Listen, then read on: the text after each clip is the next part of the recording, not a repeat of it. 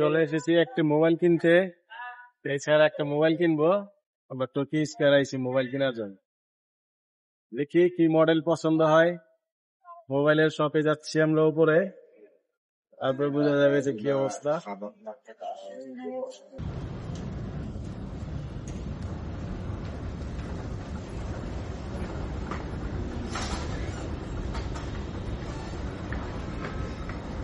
যেহেতু আমরা লো প্রাইজের একটি মোবাইল কিনবো, তো রিয়েলমি হচ্ছে সব থেকে লো প্রাইজের ফোন, এবং লো প্রাইজের মধ্যে ভালো প্রোডাক্ট দিয়ে থাকে একমাত্র রিয়েলমি।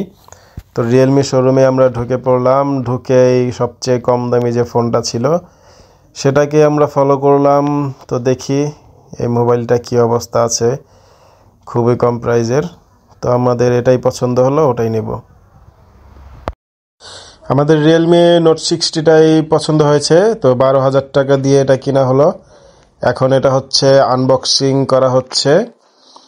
তো দেখি আনবক্সিংয়ের ভিতর থেকে কি কি বের হয়।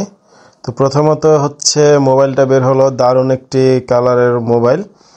হ্যাঁ, বলে রাখি এটা IP64 আছে, আপনার ওয়াটার প্রুফে ব্যবহার করতে পারবেন, মানে বৃষ্টি টিষ্টি আসলে হালকা পাতলা ভিজলে কিছু হবে না। তো ব্যাক কভার বের হলো ভিতর থেকে, একটি পলিমার ব্যাক কভার।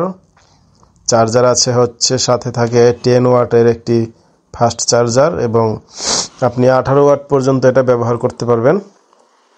তো বিল টিল পেমেন্ট হয়ে গেল। এখন মোবাইলটাকে একটু সাজুগুজু করানো হচ্ছে এখানে। তো সাজুগুজু করানো যতক্ষণ সময় লাগে ততক্ষণে আমাদের পেমেন্ট সব কিছু হয়ে গেছে। এখন এখানে হচ্ছে বিল করা হচ্ছে। বিল করে তারপরে আমাদের প্রোডাক্টটি আমাদেরকে দিয়ে দেওয়া হবে।